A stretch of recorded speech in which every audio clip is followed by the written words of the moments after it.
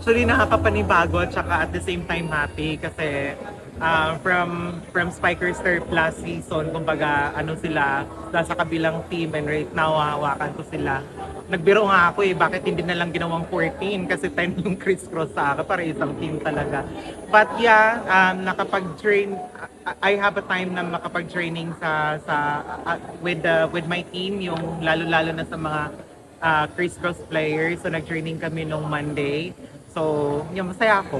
At saka hindi sila mahirap i-handle din. Very welcoming din sila sa akin. Malaking factor siya for me kasi kasama namin yung PBL, knowing naman na talaga na yung engagement din talaga ng PBL, women's, sana makatulong na may angat din si men's kasi kailangan talaga ng maraming support din na men's volleyball ngayon, lalong-lalo na paganda ng paganda din yung level of competition sa Spikers 13.